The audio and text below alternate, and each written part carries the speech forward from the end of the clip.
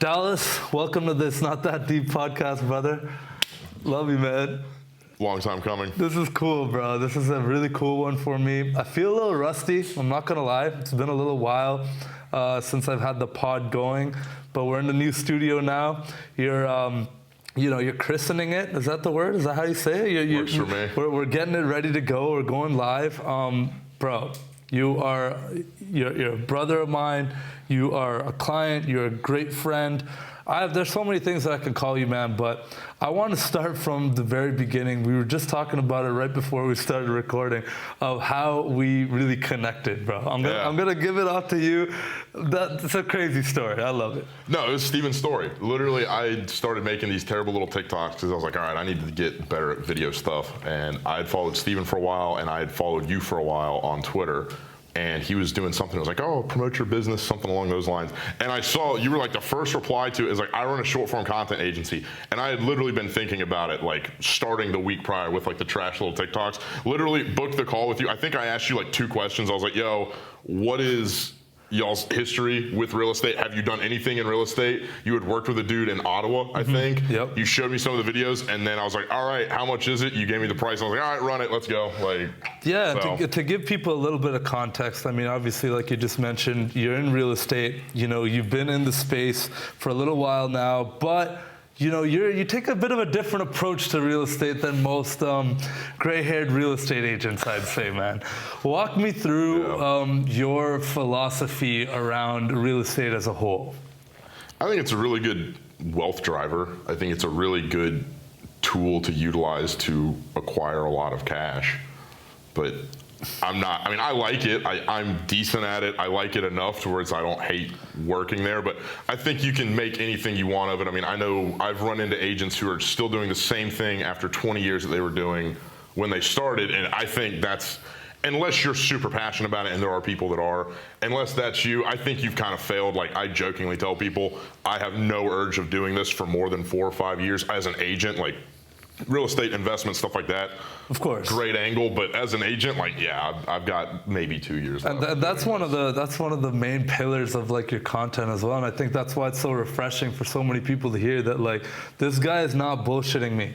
He's telling me as it is, where he stands on real estate as a profession, from an investment standpoint, and like that's why I personally I love your videos, I love your content. I appreciate it. It's really cool and special to be, obviously the agency that helps you do that, and like you're telling me that story there, it's so crazy that I had no idea that you followed me on Twitter for the longest time, until we met for the first time in person about a year ago. So about a year ago, we went to VCon together, and I remember we had some one-on-one time after one of the conference days or something, and we had a couple of drinks, and I don't know, we were walking somewhere, and you're like, yo, Deep, like I've been like following you for like a long time. I really respect like how you guys have done things. I'm like, you've been following me for like a couple months, and like, it's cool, but like I don't really tweet about anything. You're like, no, bro, like it's been a long time. Like I have an anonymous account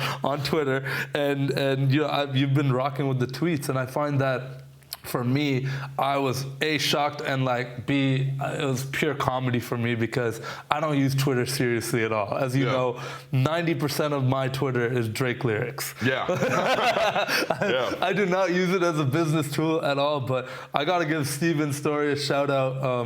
Good friend of mine. He's one of the first people I met in the money Twitter space and just making money online, business world stuff.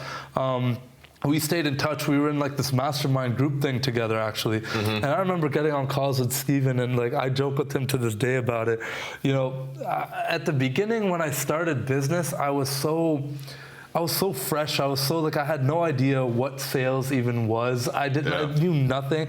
And I know this guy, he was really good at sales. Maybe he was not like the best operator of like a big company or anything like that, but that dude knew how to sell. All I saw every day was this dude taking hundreds, like legitimately hundreds of cold calls for his insurance, whatever he's doing. And I remember getting on a call with him one day, and I was like, man, like there's this really big deal I want, and I'm kind of like feeling nervous about it. I don't know if the client has that much money, but they seem to portray a lifestyle, as you see every day. Yeah. They got the G-Wagons, they got the this, they got the that. They seem like they got money. He's like, hey man, let me tell you something. Like, doesn't matter what he got. Like, I don't care about all that shit. Is his money green? And that shit stayed with me my whole life. I always like reminded myself, like, is his money green? Is this something, you know, whatever client I'm speaking with, I don't care about all their looks and everything. And you see this probably every day in real estate. People who are flexing, but then you get down to the numbers, and it's like, your money's not green. We should not continue this conversation. Yeah. Tell me about some stories you've seen like that in real estate where people's money has straight up not been green. Dude, literally, first guy that I not had worked with, but he would have been probably like the first like big deal, relatively speaking. So in Atlanta, obviously prices are different, but he was buying, it was like $750 in the W downtown, really nice building. Dude, I remember end unit, so it was like gorgeous view all into downtown, all this stuff. I think I'd been an agent for like 6 months. Okay. Got him off of like some of the stuff that I was like, the ads that I was running. I was like, damn man, like this is really working. This is really cool. So we go look at the thing, and he was an interesting character. He's the same dude that bragged to me about like shooting someone. Oh, yeah, like he was a weird guy, and I was like, dude, I don't care. That's a $21,000 check, bro. You're so new to it, and I was like, all right, like this got to be it. This got to be it. You ignore all the red flags. You're just like, I don't care. I want the check. Dude, literally, because you don't have enough business going, whatever. And so we look at the thing. He's like, man, like I really like it. I think we're gonna go forward, but I'm not too sure. Like, let me run the numbers. And I'm like, sitting there, like, what the fuck you mean run the numbers? It's like here's the price. It's been on the market this long. We literally talked about what we think we can get it done at, and all you tell me about is how many nice cars you have. Like, this shouldn't be a big deal. All right.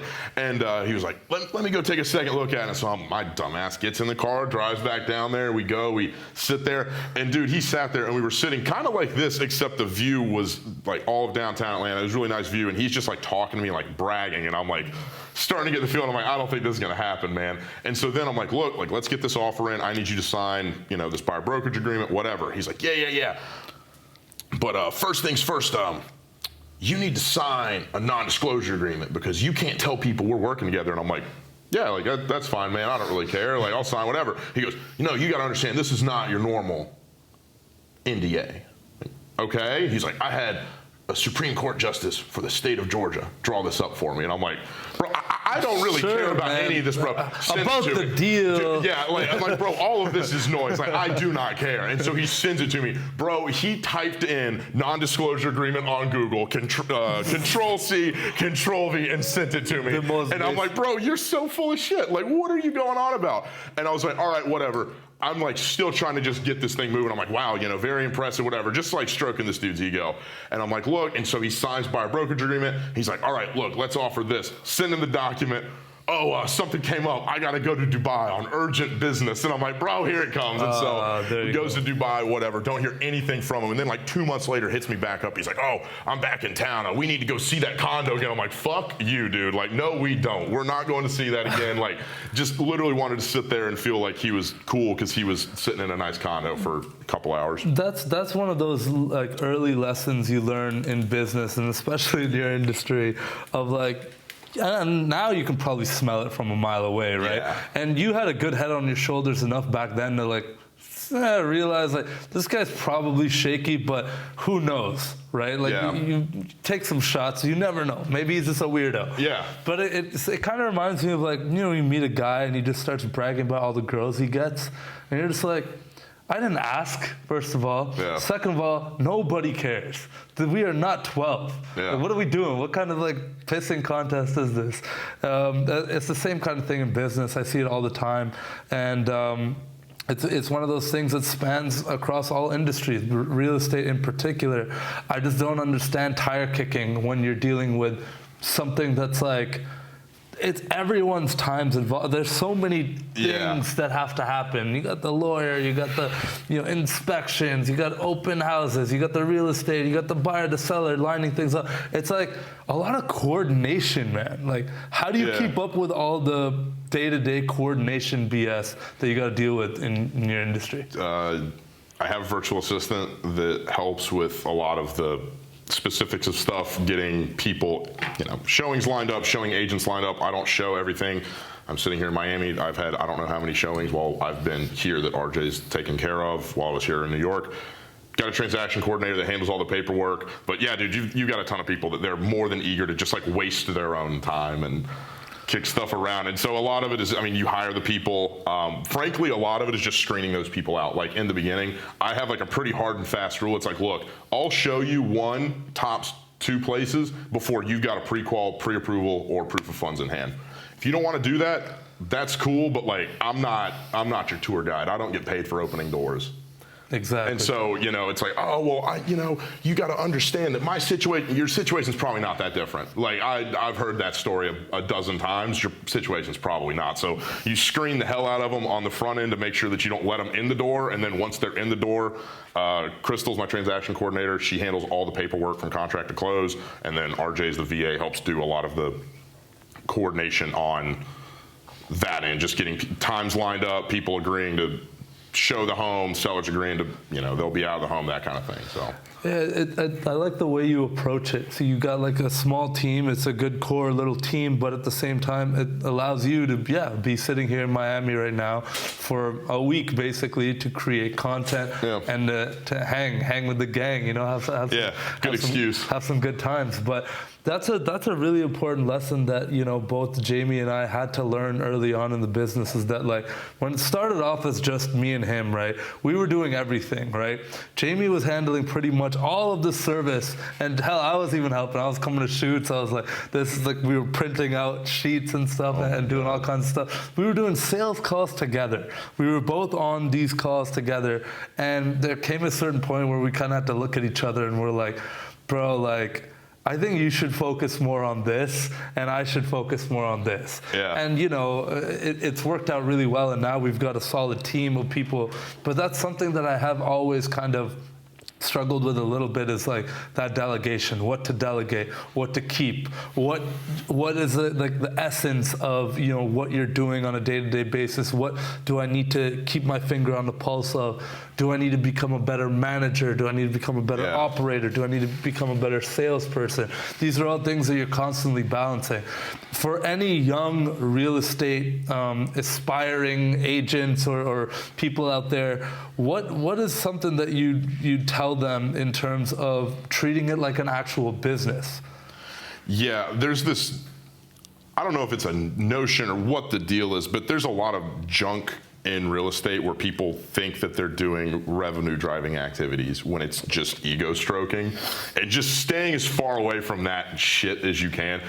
Why are you going to a luncheon with 25 other agents? None of them are going to buy a house with you. You're going to be there for 2.5 hours. You could have called, I don't know how many prospective leads in that 2.5 hours. Yeah. Like wasting your time, like that, all that stuff people get driven to, I just think it's a complete waste of time, personally. So stay away from that. And then honestly, I wish I would have hired sooner. I had one like failed attempt at hiring someone prior, and that was on me, like that was my own screw up. But delegate all of the tiny like menial shit that you don't need to do. Like get rid of that. Like you don't need to be sitting there and like agonizing through a 13 email chain with a closing attorney trying to figure out what time everyone can close at. Like get a transaction coordinator, go out there, Transactly.com. Like go there, $350 a deal, and they will make sure all that shit's taken care of. You don't have to worry about it. It's like just get as much of the non-client creating or revenue driving activities off of your plate as you possibly can, like as soon as you can. And then on the flip side, what are those activities, the ones that really move the needle, the ones that Dallas does not want to outsource as we're talking today? Calling, yeah. Like, I mean, I pay, I guess kind of like left this out earlier. I pay a team now that handles all of like my Facebook ads. I pay them like $500 a month. They're out of Ukraine, really good at what they do. But at the beginning, it was testing new ad creatives and calling on those inbound leads and then calling for sale by owners. Now it's pretty much down to calling and making sure that I'm getting, I mean, a lot of it now for me is training RJ and kind of keeping that whole thing up.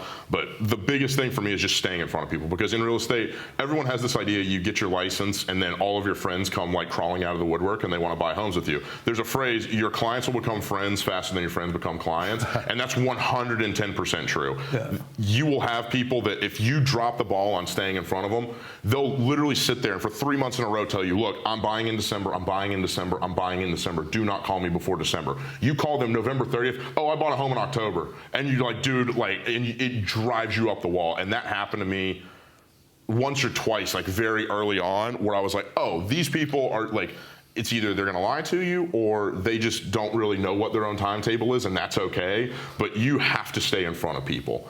And if you're not doing those calls, like that is the easiest way to absolutely torpedo any potential business you have. Like it is not uncommon that I will close a deal. I'm hopefully going under contract with a lady probably this coming week. We've been talking for almost 2 years. But it's, 15 minutes once every 2-3 months. Hey, how's it going? How's the move from New York? Oh, you were up in New York. How was New York? It's like 15 minutes every 3-4 months. And then, but sure enough, like literally last week when I was on the phone with her, it was, I really appreciate how much you've been on the phone with me. Like I'm going to get all this application stuff filled out. I want to buy this unit in this building. Let's go. And it's like, all right, cool, worth it.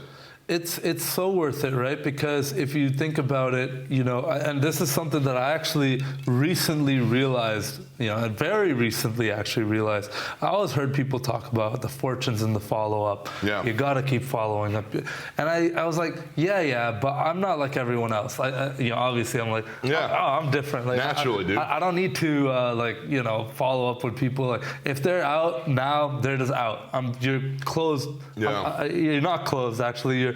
In my head, you're a closed book. I'm not dealing with you. We're done. It is what it is.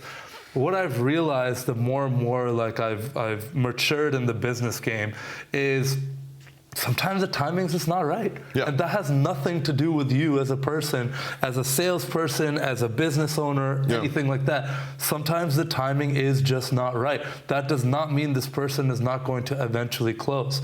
I love that. I'm not sure if you heard of that Ryan Serhant story where he talks about that. Yeah, you probably heard that, right? I know exactly what you're talking about. I love that story. If you're down, why don't you give a recap of that story for people, because I think it really, really drives that point home that, he had this person for so long, just disappear and then end up being his biggest first deal ever, right? Yeah, I don't remember everything exactly. Rough gist of it, he was talking with like a husband and wife. They were looking at buying a place, I think it was like $2 million, which, for Manhattan that's a all right spot, unfortunately.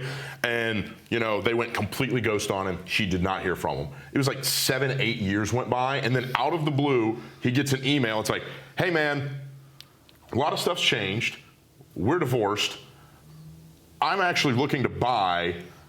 We've got to sell our place too. I think they had to sell their place too. Something like that, yeah. He wound up listing their spot because they got divorced, and then he helped the husband buy like a $20-25 million spot in Manhattan. It's like, and all again, because he kept following up, emailing them. It's like, and dude, the thing too is like now with technology, so much of the follow up you can automate. It's ridiculous. Yeah. It's like all of the you can just set these email sequences, and I guarantee, it's fucking Serhant. They have probably the best follow-up in the world. They plugged them into some drip sequence, and it's, once every 3 months, once every 4 months, he got an email, hey, it's Ryan, our team, blah, blah, blah, blah, blah. Here's some of the listings that you're looking at, and the dude was like, not the right time, not the right time, not the right time. Ready to buy now. Hey, you want to make, however much, probably $600,000 check? and it goes 0 to 100 real quick. Yeah. You are this person is you have not heard from them in so long to it happens to me sometimes. I'll have a client that I maybe talked to a year ago that I did give up on. I did. And they hit me up.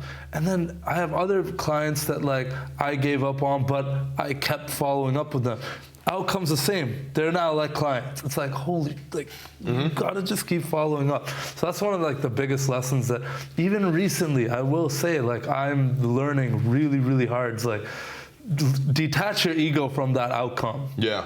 Just do the action, the activity that you're talking about. That revenue driving thing that you're talking about is that 15-minute follow-up call. People are going to be people, man. People are going to act insane. Exactly. And it's maddening. Exactly. Like when you're early on, it's maddening, and then you just hit to a certain point, you're like, who gives a shit? Like Yeah, you become indifferent, and that actually, in a weird, like, spiritual way, actually leads to more sales. Yeah, 100%. Yeah. Like, in a weird way, like, the less you give a fuck about actually getting this person's business, the more they're inclined to work with you. Dude, it 100% comes through in the phone. It's like, it's the same reason everyone hates buying a car. Like, you go to a car lot and the dude comes out and you're like, oh, Jesus, here we go. And like, you can smell that guy's like, you ready to buy? You ready to buy? You ready to buy? And like, if you're on the phone and you come across like, it's a great time to buy, sell, or invest. Like, they're sitting there like, get away from me. That commission breath stinks, bro. Dude, it's so funny.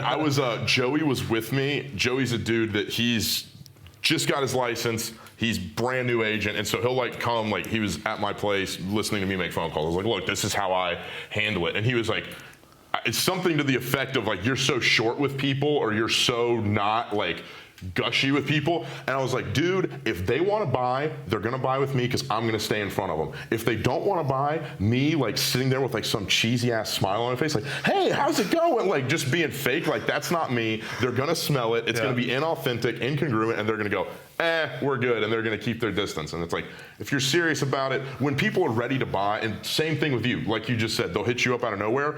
People will call you, hey, you've been sending me stuff for like 6 months now. I actually just got pre-qualified for 600. I saw you sent one last week. Can we go look at that? And you're like, game on, let's go. It's a beautiful thing, man. Yeah. And I think, something to add to that is that in this business game, something that I've seen happen so frequently is that people focus on, like you said, like being way too friendly, trying to be super like follow the mold, the cookie cutter, the textbook way of being whatever it is you're trying to be, a real estate agent or whatever. It's like, well, I have to drive the Benz and be like this, and I have to have these types of business cards, and I have to make sure that I'm doing all these open houses. I got these pie charts. I know you love. Oh, Jesus Christ! Yeah. All these types of things, right? But it's like the actual thing that matters, the thing that moves the needle, is like being 100% authentically yourself. I don't think that this is limited to real estate or any industry. I think being that person and not faking it. This is not telling every real estate agent or anyone out there who's trying to make some money to just go and be like an asshole to people. Yeah, if you're not that type of person when you're off the clock, don't just become that person just to like now you'd be a meme or something, right? It's all congruence. Exactly. Yeah. Just be who you are. People are gonna smell that. People are gonna feel that. Some people are gonna hate that. Good. I probably don't want to do business with you then. It's better. We've both saved each other so much headache. Dude, you've saved yourself so much time, like sitting there, and it's like, if your idea of a real estate agent is someone that's going to do like, you watch South Park? Yeah. Okay. Did you see the South Park episode where they were just bashing real estate agents? No, I haven't seen that. Dude, it's spot on. And it's like, if you're going to be that, if you're expecting that out of a real estate agent, don't call me. Stay away. It's not going to be me. Like, I'm not going to do that. Like, you can do your job well without being a meme of the profession you're in. It's beautiful. And that's why I think what you've done is so refreshing. That's why I love the content that you put out. And that's why, you're going to win.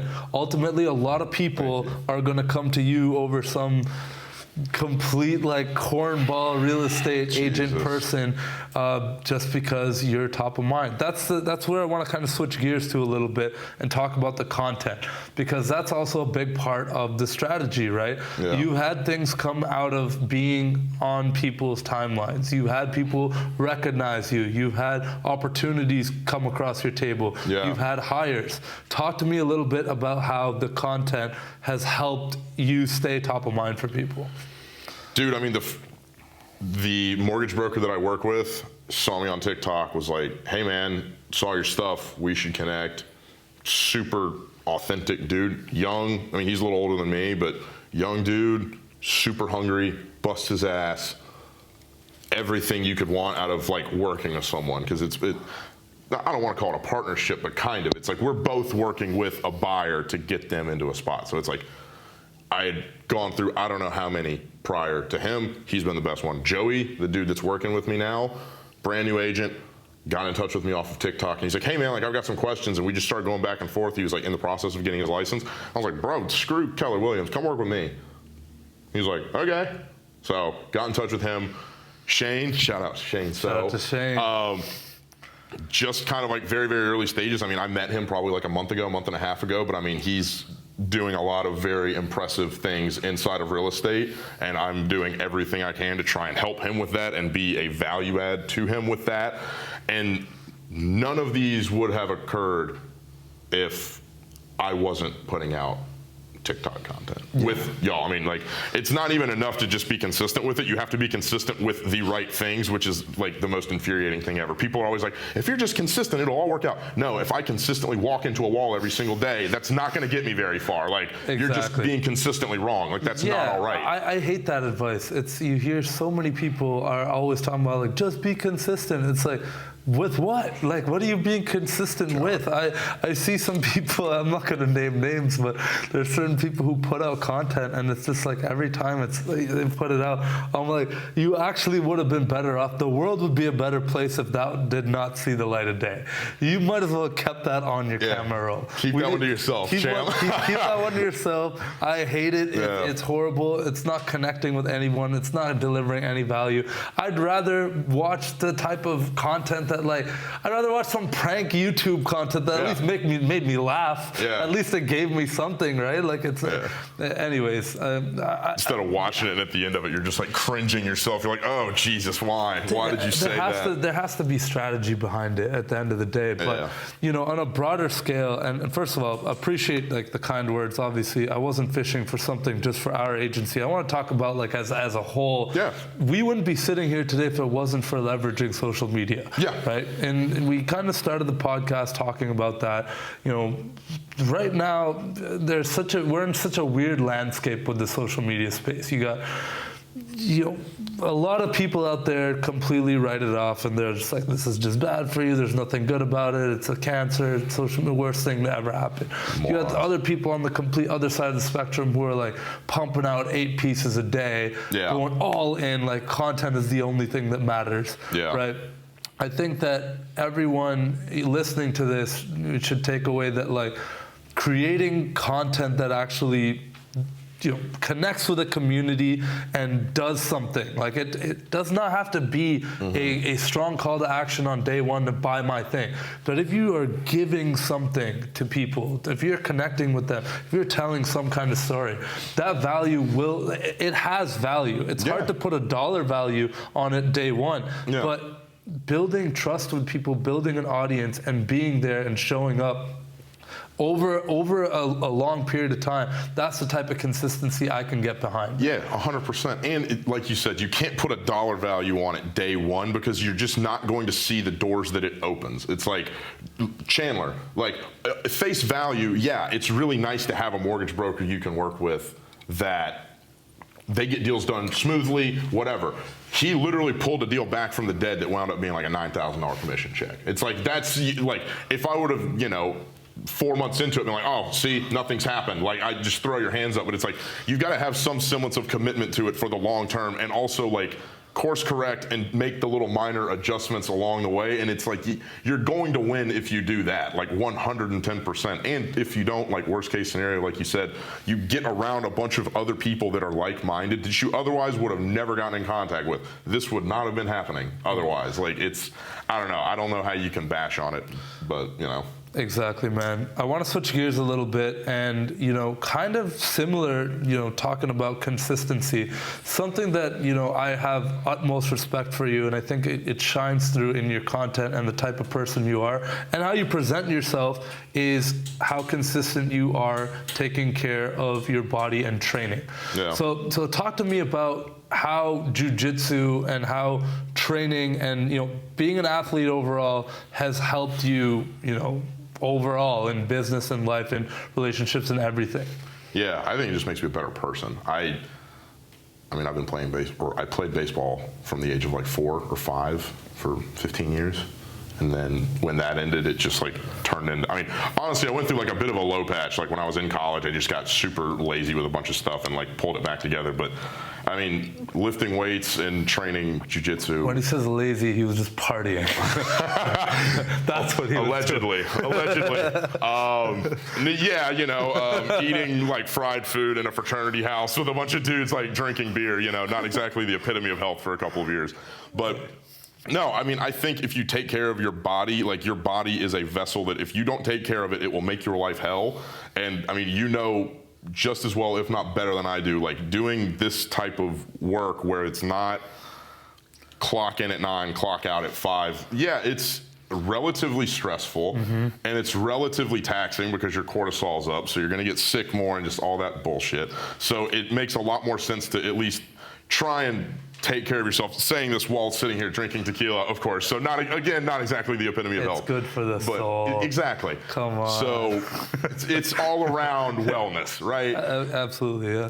But I mean, it just makes, for me, I'm a much happier, much nicer person if I can go get a lift in or if I can go train jiu-jitsu. It is impossible to be like walking around stressed out if you've just had like 8 savages trying to rip your neck off for the last 2 hours and break your arm. Like, you're not worried or anxious or anything. It's just like, oh my God, make this stop, get this off of me. Like, yep.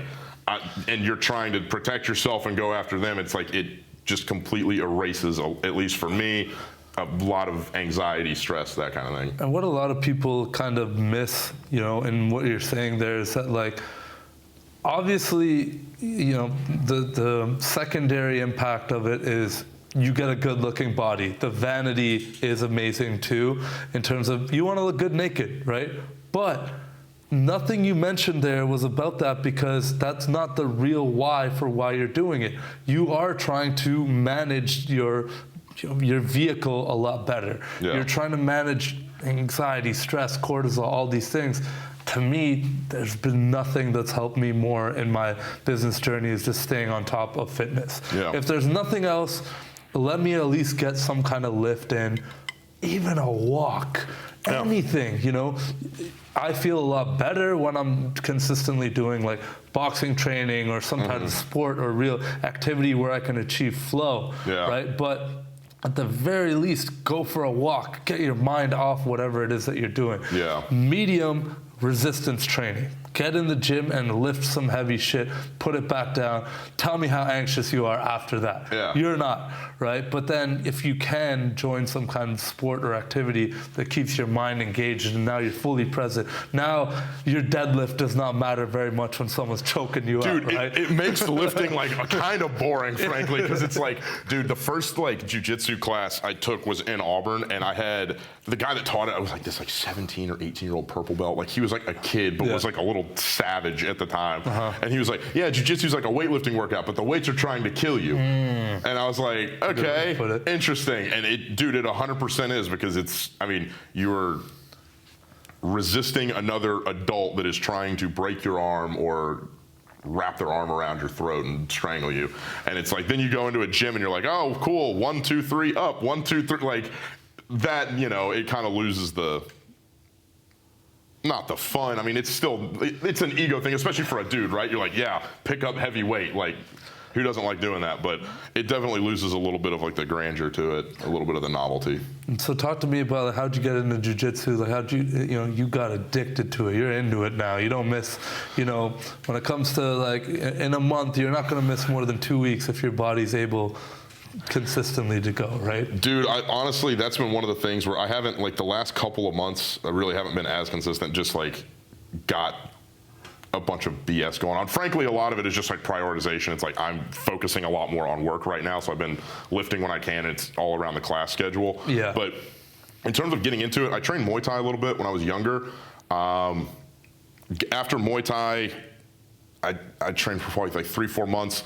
Was in Auburn, jacked my shoulder up there, training jiu-jitsu, went back to Muay Thai, and then COVID, like, it got shut down. And so I was just, like, looking around online, and I was like, all right, shit, like, I want to find something. I don't want to sit around while this Muay Thai gym is closed for, like, 3 weeks because of COVID. And I found Odyssey's page, and at the time, it was Lenny and Greg. And Lenny was a black belt under John Danaher and Renzo Gracie. Nice. And Greg, at the time, was a brown belt under Marcelo. Now he's a black belt. And I was like, oh, damn, like, I like watching MMA. Like, I trained jiu-jitsu. You're currently what? I'm a blue belt. Nice. So I was like, I like watching MMA. I trained for like 2 months back in college before I blew my shoulder out. I was like, oh, what the hell? Like, I'll go over there. And just like, the biggest thing for me, like the gym environment, the culture in the gym, it's like a locker room, which I think I've always enjoyed that growing up playing baseball. In high school, playing travel baseball with a bunch of guys, you're on the road with like 20 other dudes, and it's just fun. And you're hanging out with your boys. College, I was in a fraternity, very similar environment. The fraternity I was in was like a pretty athletic fraternity. It was a bunch of dudes that had played It's like a sports. brotherhood. Yeah, so it was very much like a locker room, and I was kind of looking for that in a sense because you don't really get that in like a weightlifting gym. No, but it was like it's the opposite actually. Exactly. Yeah. Everyone's pretty solo. Mm-hmm. And so then I was there and I was like, damn, like these coaches know what the hell they're talking about. It's a good culture around it, and I was like, shit, let's go. And I was just kind of like looking for something, and I just kind of threw myself into it. And so it's definitely been, I don't know, I love the school. I love the culture around it. Yeah, it's it's a good interesting you place. say this, man, because, you know, I was going to mention earlier, I was going to, say, you kind of went from baseball, which is a pure like team sport type thing, to jiu-jitsu, which, you know, in my head, I'm like, that's an individual type thing. It's just 1v1 type of thing, right? They're both the same, just in a different way. Exactly. Now I'm thinking about it more and more. It's like baseball is very siloed in that sense. Like, Yeah. you know, the pitcher and the third baseman don't have that much in common in terms of their position. But they're on the same team. But you do get that same like locker room environment where it's like everyone I know I've ever talked to about jiu-jitsu says all these same things. Yeah. About how like everyone is there. You literally have a guy trying to basically strangle you to death, but then is also your best friend and like your mentor in that moment, or you're their mentor, and it's like, so it's a healthy environment. It's really good. Like, and I feel like men particularly are missing a lot of that these days. I think we're seeing a lot of, you know, a real lack of like dudes having something to work on beyond this themselves. And it's like Joe Rogan always says that. I love how he coins it. It's like high level problem solving, right? Yeah. It's one of those things where you are stimulating the mind. It's not just rolling around with your body. You're learning how to configure your body, and you know it so well. You know how to contort someone's knee and do these arm bars and all these crazy techniques and all this stuff. And it's just such a valuable skill that I feel like anybody and everybody should. I mean, I'll say it. I feel like everybody should invest in learning some martial art. Yeah, 100%. Some form of martial art. I think that should be a mandatory thing in school. For anyone, male, female, everybody, because of just the discipline that it teaches. And I've never met a martial artist or someone who really, really is committed to doing something like that, who doesn't have a pretty level head on their shoulders. Yeah, there's definitely like some wild dudes in it, but I mean, I don't know. I think it does make you pretty level-headed. I mean, it's very rare that you see, at least in my experience, anyone that trains jiu-jitsu, anyone that boxes, anyone that does Muay Thai, wrestles, those guys aren't the ones going out and getting into bar fights. No. Like, they're not. It's just not something that really enters your mind, because honestly a lot of it is that it humbles you. The first jiu-jitsu class I ever took, you learn very quickly that like strength does nothing. Dude, I was like probably 220 at the time, and Jashub Sermons was like 145 pounds, soaking wet, like ripped my arm apart, like just literally was. I probably got tapped 5-6 times in 5 minutes, and that was him not really going crazy. Another dude that I trained with, Jack Meehan, same thing, just takedown, pass guard, choke, takedown, pass guard, choke, over and over and over. And I'm like, yo, I have 50, 60 pounds on these dudes, and I'm getting manhandled. But it's such a metaphor for life, for business, for everything. It's not necessarily fair. It doesn't matter if I'm bigger than you or whatever. Yeah. There might be someone, like, there might be a 100-pound dude who could fuck me up in less than 30 seconds, you know, but maybe I could sit on him. You know, if I could just sit on him, I could maybe fuck him. It's just like it's such a weird thing. It's such an equalizer. It's such a. I think martial arts are an incredible thing, but yeah, for me, I think everyone should be doing something like that, some kind of sport, some kind of thing where you can achieve flow, right? For me, you know, I can't do the jiu-jitsu because, you know, a good friend of mine is super into it. Shout out to my boy Scott. I remember he really convinced me to come out rolling with him, and I'm like, dude, I've had shoulder surgery. Like I can't do this. It's not that I don't want to. I would love to. I'd physically, you're gonna rip all my joints out of the socket. I was gonna say your shoulder's dislocated like 17 times. Oh my God, more than that, way more than that. Yeah. But anyways, within like 30 seconds of rolling around with the dude, and he's going so light, and he's half my size, right? He's got my arm, and I'm just like, dude, I have to tap. Like my ego says, hell no. Bro, my shoulder says something completely otherwise. Bro, that's like the way you get hurt in it is like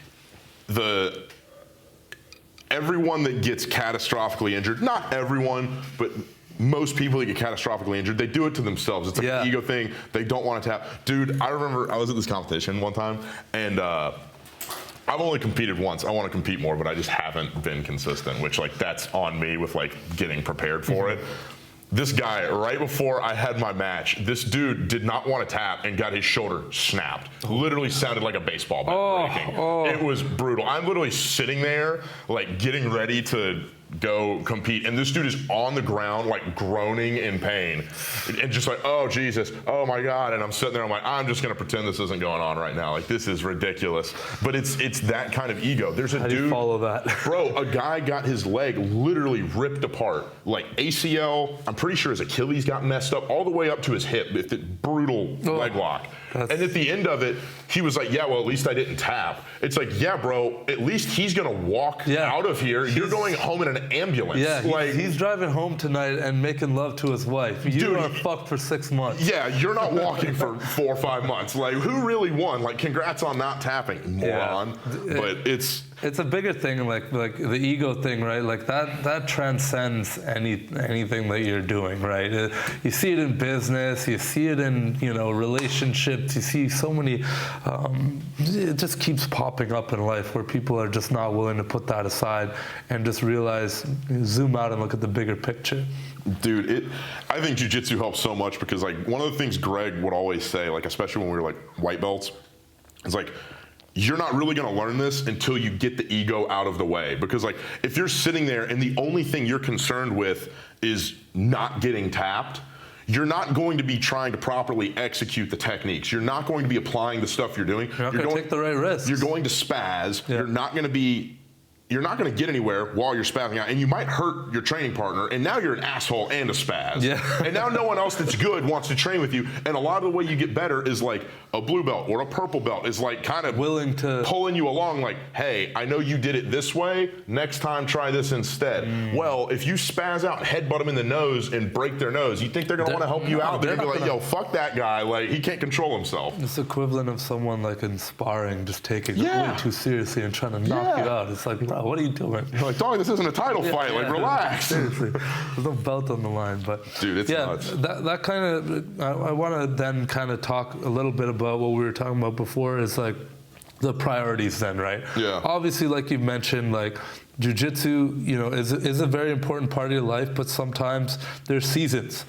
Right now, work has taken more priority. I can relate right now. Fitness, as much as, you know, this is like what I want to achieve with this podcast as well, is being very real with like what's happening right now, right? Yeah. I can talk, everyone talks about how like important it is to have your fitness and your sleep and don't drink and taper mouth and ice baths and all this body optimization, mind, life optimization stuff. The reality is, as young business owners with a million things going on, there's different priorities, right? So talk to me about like how you kind of evaluate right now what to focus more on. How do you know what plants to water in day-to-day Dallas's life? The way that I've kind of I mean, it's shifted a lot, and like honestly, jiu-jitsu is a good timeline for it. It's like when I first got into jiu-jitsu, I was a brand new real estate agent. When you're brand new, you don't have a ton going on. At least I didn't. So I was devoting a ton of time to it. And then as the job, as the career, whatever progresses, you have more time commitments with it. It's like the way I see it is I'm 26 years old. I would rather dump I'm not going to be a professional jiu-jitsu athlete. That's not going to happen. I'm not going to go win ADCC. I'm not going to be Gordon Ryan. I know all of that.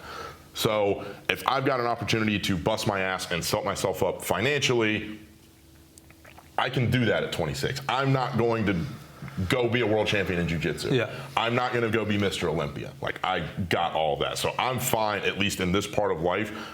I want to make sure anything that I can do to nurture the business that I have, and like now as I start to branch out and like buy a couple of properties, make sure that those go well. It's like the way I see it, if I can do this really, really well over the next 3, 4, 5 years, by the time I'm 30, I will have my financial future set. Whereas a lot of people, you don't have that, and that's okay. You can prioritize other things, but for me, that's the way that I want to do it. I would much rather be 30, have the financial future set up. I don't have to worry about that. And now, cool, I'm 32. If I want to have a family, if I want to travel, like whatever I want to do, like now I've got all of the options in the world because the financial stuff is checked, as opposed to devoting all of it to something that I'm not going to be a professional at. It's not going to make you money. And then I'm 30 years old, and it's like, oh, cool, you're a brown belt at 30, but you're not really super into competing, and you kind of just like dilly-dallied around, fucked around, whatever, and you don't really have a hell of a lot to show for it. So it sounds to me like what matters a lot more is having the self-awareness to know like what the things that I'm occupying my time with in a day, which one of those can really benefit me the most for what I'm trying to go after right now. Yeah. And I think Jamie and I can both relate. Like right now, I think that we're indexing a lot more effort on growing the business than anything. I think we can safely say that nothing else is more of a priority right now than that, right? But then there are seasons where it's like, hey, look, like I want to train for this thing, like, this marathon or this competition, or like whatever it is, right? Like I'm gonna dial in my nutrition, my sleep. For me, I like to drink a lot. Sometimes I will take a month, 2 months, and be like, I gotta. Pump the brakes for a second. Hey, I mean, that's a season. That's balance. Yeah, that's my version of balance. I relate to that so much. It's like I don't know. I'm not like a go out, have like a singular drink and like that's that. It's I will never be that. It's like I would much rather go be kind of like locked in, not really going out doing too much, and then it's like, all right, you want to go take a week or two and you want to go have fun? Yeah, go have fun. Get that, handle that, and then get back on the horse and keep it moving that way. Exactly, and the big takeaway there is just constant self-awareness and evaluation. Always almost like, I know we don't do it or I can't speak for you, but for me at least, like I don't have a formal a journal or something where I like check in and rate myself on things or whatever. But like when you're being a piece of shit. Like you can look in the mirror and you're like, yeah.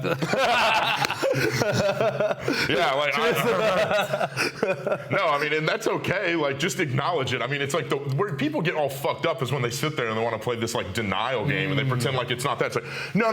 Well, like actually what I'm doing. No, you're out. You're having a good time. That's okay. Yeah. But also if you keep going out having a good time and that's twice a week, every week for a few months, we got a problem. There's a compound effect of that. We need to course correct here. But you can go out and do it. Just be aware of be mindful of the shit that you're doing. Like it's not, I don't know. I don't think it's that crazy to do. Yeah, no, to me, that's the version of balance. That's the, look yourself in the mirror, the ultimate truth.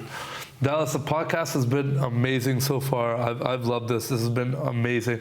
I want to wrap it up though with kind of one final topic that I want to discuss with you before we have you again. We're going to do this a lot. This is going to be first of many, right? But when we first met in person, that time at VCon, you were kind of opening up to me and telling me how significant a role your father has had on your entrepreneurial, your business journey.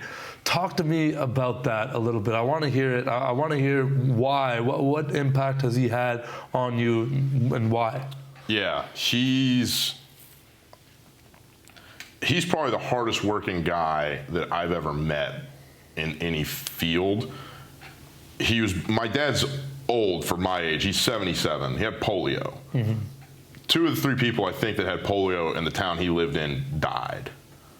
But he lived, and his dad was like, my kid's not only going to walk, he's going to play football, because in South Georgia, that's a religion. And so, I mean, I don't know. I've like psychoanalyzed him, at least to myself, a little bit. So it's like, I think that's probably a big role for him. And so I've gotten to see kind of the last 20 years of his business career and just get to see like what that looks like and how hard he's willing to work. Like, I have this one distinct memory. I was probably in like 6th or 7th grade, and I didn't know this at the time, but he was under a lot of stress. And so I was like up playing video games until like 3 o'clock in the morning, as 7th graders on Modern Warfare 2 do. And I was like, oh, all right, I'm gonna go to bed. And the way that the house was laid out, in order for me to get to where my room was, I had to walk past this like walkway where their room was. So I walked past him, and he was leaving the house on a Saturday at like 3 o'clock in the morning to go out and go work. And he, like, on his second kind of side gig, we'll call it, because this was all kind of in the aftermath of '08 and that kind of stuff. So it's like there was a lot of repercussions. He was in the banking industry. There was a lot of repercussions that kind of carried forward. It wasn't like '08 happened and then everything went back to normal. It was like, at least for the situation he was in. So I got to see like how hard he was working, and I was like, holy shit, he is going out to work at 3:30, probably 3 o'clock on a Saturday morning.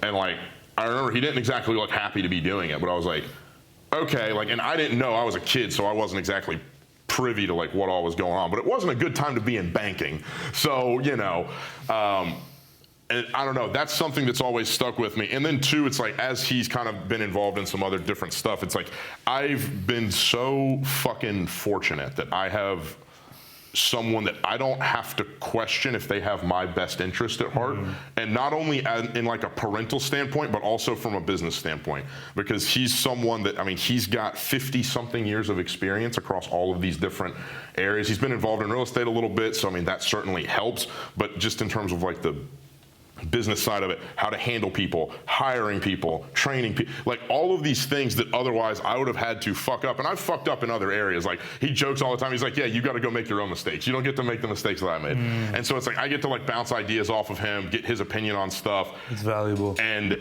it's someone that I look up to a lot from their own success and their own work ethic.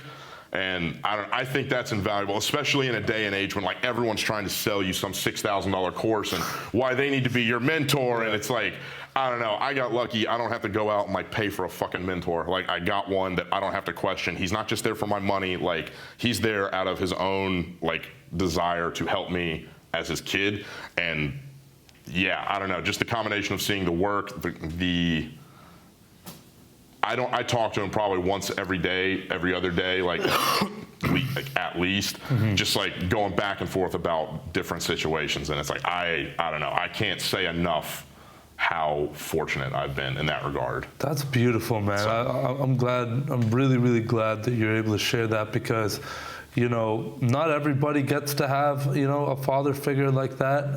You're obviously very fortunate in that regard, but you're not taking it for granted.